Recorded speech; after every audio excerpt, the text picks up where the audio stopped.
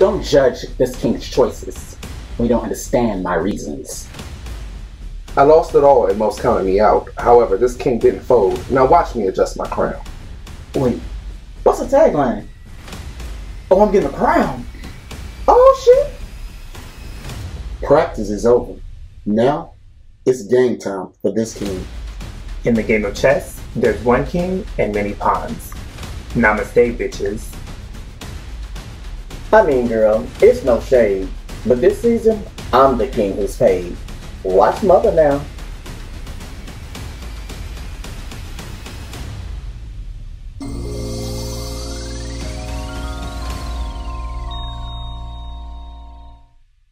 What's going on, everybody? Welcome to the Realness Behind the Crown, Season 2 Reunion Special. I'm your host, Michael Jean-Pierre, and I'm sitting here with these 5 amazing guys as we go into talking about what happened on an amazing, chaotic, sweet, triumphant, and defeating season.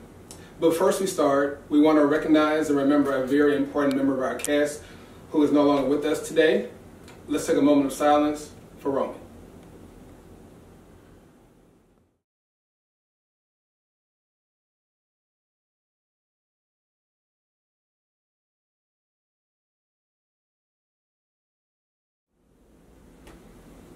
Okay. Unless it's really heavy, you guys, and I really wish Roman was here with us. No, it's very, very difficult to deal with the loss of a loved one, no matter how we might have felt about them at any given point in time. He was a member of our family, and I just want to, take some time as we go around the room. First of all, I'll tell you what I want to say. I'm very sorry for your loss. I want to start off by saying that no matter what, I'm very sorry for your loss. That's a lot to deal with. But I do want to take some time, let everybody have their own individual remembrance of him, and later on the show, we'll let you speak more about it. Is that okay? Okay, great. Let's start over here with Mr. Nigel. How you doing today, Nigel? You look great. I love the ensemble. How are you feeling? I have mixed emotions. Mixed? We've suffered so much loss, so yeah, I'm just kind of here to bond with the guys and hopefully have a great reunion. And remember Roman because he was the comedian of the crew, and even though he was always asking us, how does that make us feel? Now we could say how him being gone makes us feel. So. Right. It's very thoughtful. Jonas? It's painful. Roman was the glue. He kind of kept us together, or would get you on track when he saw you kind of going away from the group, I guess. So it hurts, and I don't know that I fully processed, but I'm getting there. Okay. Harlem. Michael, hello. Good to see you. How are you feeling? I miss my friend. The year's been rough in general, with everything that's been going on, and to suffer a loss such as Roman's, it hurts. And with it being so close to home, we all loved him. We miss him dearly. Man. Thunder. Honestly, I'm still shocked. I didn't get a chance to really get to know him as well as the other guys do. Okay. Shocking. And then Tatum, as I said before, later on the show, we'll let you express more stuff. But I do feel more for you, most of all. You two seemed to be really having something there, and it seemed like it was going to go somewhere. I can imagine it. I definitely can imagine that. We've all had our differences here, but one thing I think we can all agree on, that Roman was an amazing person. Yes. He definitely was somebody to steer everybody straight in the path, even if he didn't necessarily agree with what we did. Yeah. He stood by us, and so I'm very proud for the time that I got to know him, even if it was very brief. Okay? Yeah. All right. So, you guys, we're going to take a quick break. When we come back, we're going to get into it with the guys. We're going to start off with our good friend, Mr. Nigel here, who won a lot, lost a lot, and has a lot to say. All right? Y'all stay tuned. This is the Realness Behind the Crown, Season 2 Reunion Special.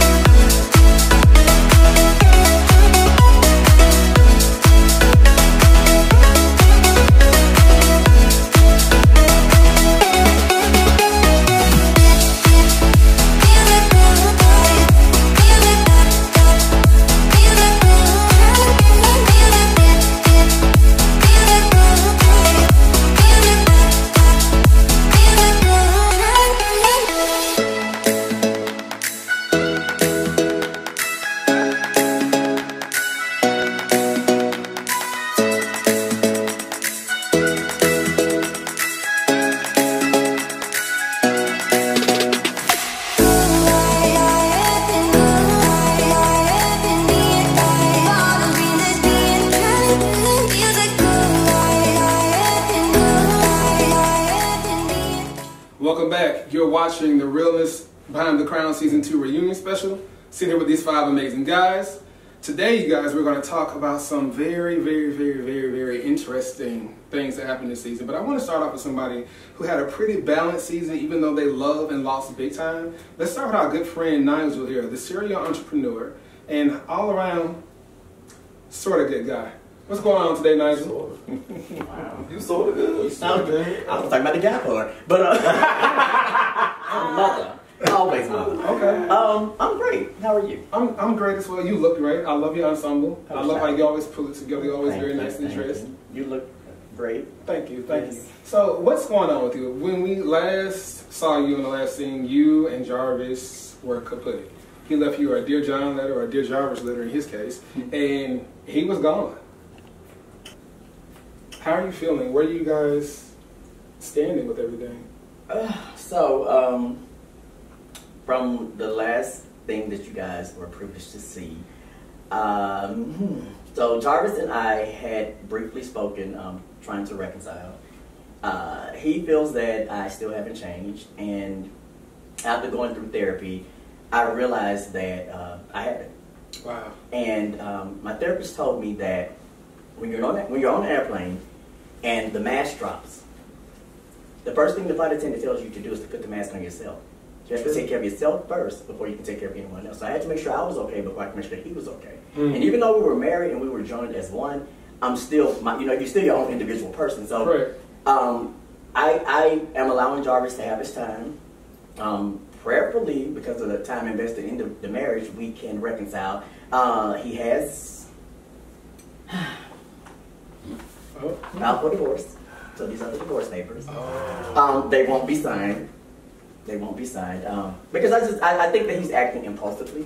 So I mean, well, let's pause. I don't know if he's necessarily acting impulsively. You two have been married for how long now? 6 years. 6 years. That's quite a bit of time for someone not to have been around your friends. Like none of you have really met him in person before this season, correct? No, they were privileged to him. Yes, they just not in long settings. Just not in long settings, but you didn't know he was trans, I should say. No, I knew. No, he didn't know. He didn't know. Is that not some information that you thought to possibly share with them? Because he's very open and honest with his identity, but you did seem very embarrassed and abashed and ashamed by it. I wasn't necessarily embarrassed or ashamed. It's just, look at these hoes. I mean, when I say it, I'm saying like my group of friends, they're a special group. Okay. And so in my mind, I'm thinking like, I don't know more. In my mind, I'm thinking like, if I bring him around them, they won't be as receptive because I'm an open-minded individual. So, in today's times, we have so much going on with pansexuality and things of that nature, as well as transsexuals. So it's transgender, I would say. It's a whole different umbrella. It's like 40 or so acronyms or names. Yes. That's a negative. Yes.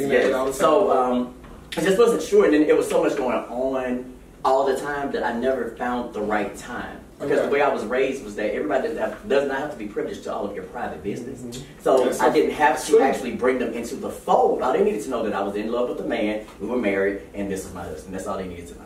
Okay, but the husband was insisting that he get to be around the friends, that he gets to engage with them, and you were still barring that. So I mean, I don't feel like there was much for you to acquiesce to kind of like ease his tension when it came to the situation concerning whether you were accepting of him or not. Right, and you're right. And some of the things he said to me, such as me inviting him and doing things at the last minute, that were strategically done. I can't lie. Yeah, they were strategically done because it's one of those things where you want him to come, but then it's like, I don't want you to come. So if he would have said, yes, I'm going to go, it's like, shoot, he can just go ahead and let him come. But I knew that if I got him at the last minute, he would always have to decline. So, but it still wasn't an ashamed situation. I wasn't embarrassed or ashamed. It was just I didn't know how they would receive us being together, because then it would become the questions. Let's ask somebody. Thunder, how would you have dealt with that situation? I just found out what a trans man is. Thank you. Okay, thank you, Thunder. Thank you. Thanks, Thunder. Thanks. Tatum, you were recently in a relationship. Again. How would you have dealt with this situation? Do you feel like your good friend Nigel dealt with the situation properly? I love Nigel dearly. I don't think that he held his man down or handled the situation properly. I think if he would have sat down with everyone individually, all of his friends individually versus as a group, I think they would have had a better understanding.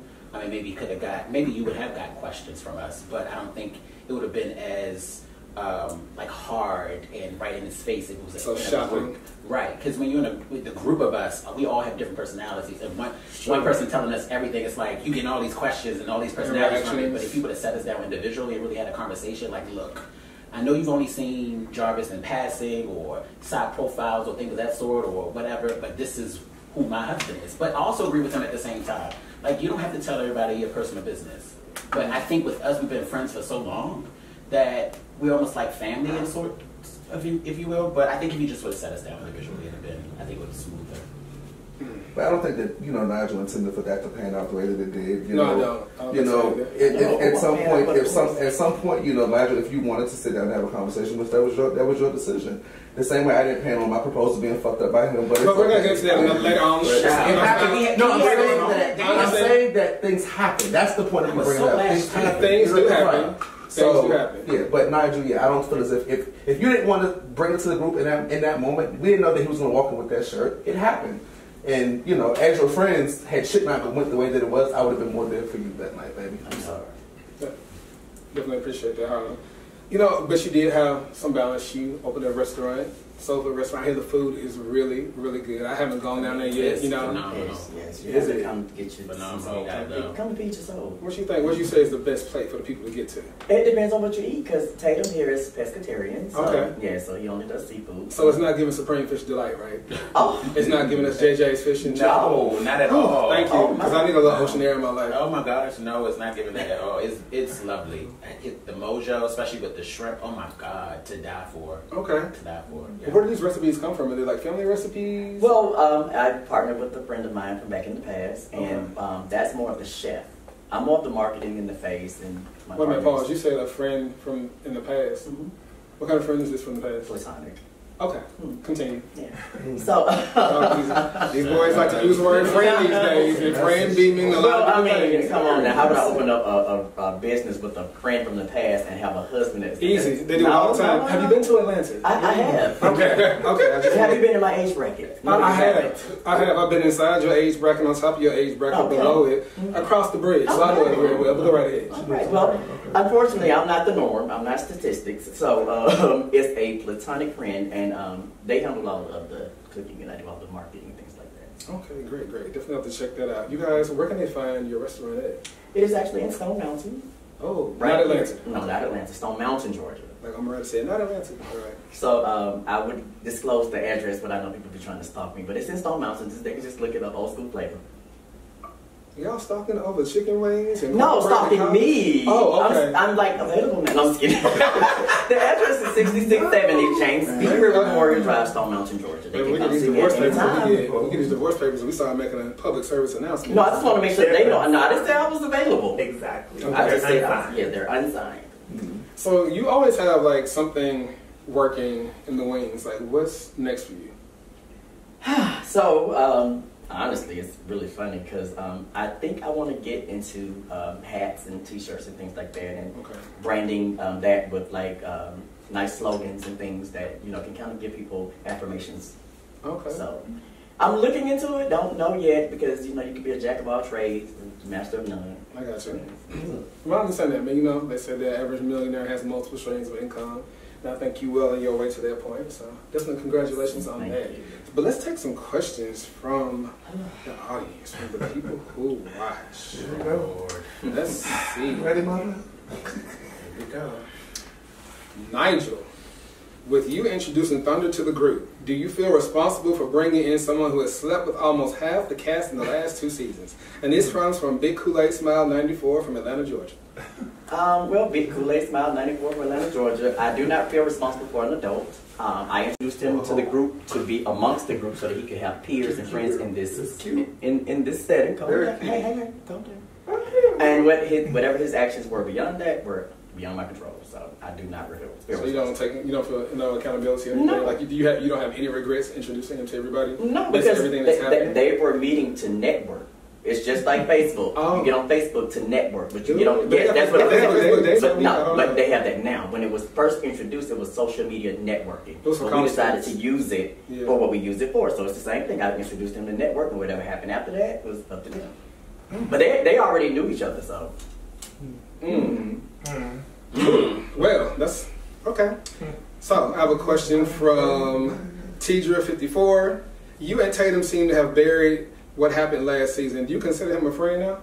Well, he was never not a friend. We just had problems. Okay. He was never not a friend. I mean, you can't be amongst a group of people and hang out with them and not consider them to be friends. Well, they can be acquaintances, but to the magnitude that we are, okay. we were always friends. And if you remember season 1, when we had our coming meetings at the Christmas party, at his party, I told him then it was more me than him. So I never not considered him to be a friend. Okay. It was just things that I was going through with my sister's situation, and I just blamed him instead of actually looking at the picture in its totality. All right, so we have our next question from I Know You Fucking Lying 22. Nigel, when you married Jarvis, you took a vow to put him first. Did you really not see the signs, girl? Again, I did see the signs, but you know how you can be blinded by things, and you can think that some things are more stern or sturdy than what they are. So in my mind, I'm thinking, if I'm doing this and he may notice it or may not notice it, hopefully he wouldn't, that I could overshadow that, by coming in and cooking, coming in and kissing him. Because when I'm at home, it's a whole different story. So if I'm able to coddle him and kind of surface the situation, so yes, I saw the signs. Okay. But yeah. Honestly, it feels like you dropped the ball. I'm with you. Like really hard. I should have been a better actor. Stuck with an actor like a better. No, I'm just kidding. I'm really just kidding. Well, you have to tap dance your way through a divorce, so have at it. Well, I have to sign the papers first. Well, yeah, there's such thing as a one-sided divorce where they can let you go. You seen Kanye West and Kim Kardashian? How it's working? It happens. It definitely happens. Another question from What's the Fuck Up? Has Harlem and Jonas moving to DC affected you in any way, Nigel, especially after losing Jarvis and Roman? That's a very good question. So, as I told the two of them earlier, I may just have to go out and yes, come on, get away from I mean, since Jarvis is giving me a little freedom, I can go on out and see them. The only problem is, I was in the process of purchasing a house for Jarvis when all of this transpired. So, where are we with that house? Have you put that on pause, or are you still moving it for yourself? Well, maybe attract him back. He's not a materialistic person. As you saw throughout the entire season, he was very simple. Yeah. He's not a materialistic person. So, I think that the house was more for me, to say, well, this is a big gift. You know how, rappers buy their girlfriends cars and things. It was more for me. So, it's on pause now. Just because, as I said, I may make the move, so I don't want to get a property and you have to deal with it. Come on. So we'll see what the future holds. It's just really interesting, man, with this situation. Like, it was pretty blatant to most of us that, like, this just wasn't handled well at all. But when you went to talk to his baby mama, you were so eloquently spoken, and the way you handled that, I was like, oh, wow. I mean, first of all, do you think it was your place to handle that and not let him deal with it himself? Especially being that when you said you introduced him to the group, you kind of were like, well, what he does after that is his business, his responsibility. That's definitely his business and his responsibility. But you took control and jumped in there. But even asking now, was it still your place to do that? Well, why take responsibility in that situation when it's so deeply personal concerning him and his baby mama and his daughter, and not take one with these multiple people that you call his family too? So, why does he outweigh all of them? Well, he didn't outweigh them. If either one of them would have had a similar situation, I would have asked if they needed me to interject. Again, I am mother. But when it comes to this group, I am pretty much the person that everybody comes to for advice, and I try to make sure that everything is harmonious, like everything flows. So, since I've met Thunder, he has continuously had problems with Sabrina. And he's tried to handle it on his own, and he hasn't been successful. So I said, well, maybe if I step in and try to let her know my backstory and why I am so adamant about him being able to see his daughter, maybe that will warm her heart. So that was my reason, because it was more personal for me, for what I went through, and I could probably convey that to her. So when he said yes, I just took advantage of it. Had he said no, I would have left it alone, because he is an adult. So, but I wanted to be there for him, just like I would want to be there for any of the other guys. What is it that you hope for their situation? Do you think either of them are handling it the best way they possibly could have? Sabrina and Thunder? Yes. So it's hard. It's hard when it comes to bisexual or gay men who have dealt with women and have children, because the women are going to always feel slighted. Because they didn't know, it wasn't exposed to them. They didn't know, it wasn't exposed to them, and you have to always remember that a woman can never be a man and a man can never be a woman. So the guys that he's dating, she could never be. And she is in love with him. And they have a child together, which means that that's more of a bond. And I don't know, yeah. You give them tools, let them. It's going to be a process because he's new to being like openly gay, and she's new to him being gay, and then the daughter having to be filtered into all of it. It's just it's a whole. But therapy will work. A lot of therapy, Jesus, superheroes, and a new earth. Yes. Have you spoken to Sabrina since then? Like maybe off so or anything? we have had 2 other conversations because she's actually a very loving woman. Okay. And she did reach out That's good to know. to check on me. Real. She checked on me based on the story that I told her about my dad. So when Father's Day came around, she did check on me. So that's sweet. Okay. Well, shout out to you, Sabrina, for being open-minded to our good friend Nigel here. Nigel, what are you hoping for the rest of the year? We are still just a quarter into 2022. What are you wishing for? Peace, love, and no, I'm just kidding. I just really want all of my friends to flourish, grow, and be the best versions of themselves that they can be.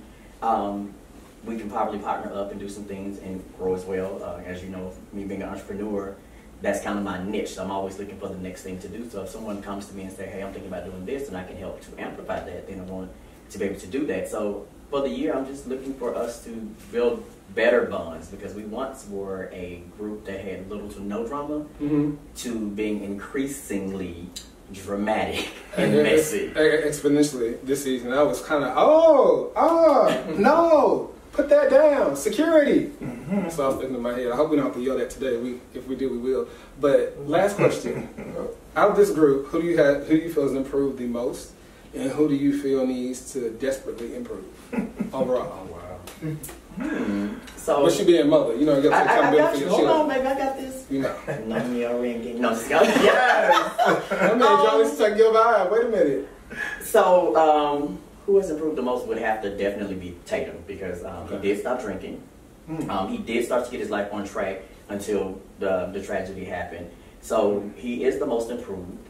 And what was the second part of it? Who was who desperately needs improvement? Desperately needs improvement. Desperately needs improvement. I can't really go with desperately. But I mean, if I had to choose out of the 3 remaining kings, I guess it would have to be Thunder. Okay. Only because of the situation with his daughter. No, I'm saying like desperate, not like that, because I wouldn't put you. Come on now. I wouldn't do that to you. Sounds like you scared the rumble from Thunder. It sounds like you scared the rumble from Thunder. Okay. Yeah. Okay. All right. You guys, we're going to go ahead and take a quick break. Remember, you're watching the Realness Behind the Crown Season 2 Reunion Special. I'm your boy, Michael Jean-Vier, and I'll be back with the rest of the Kings. Stay tuned.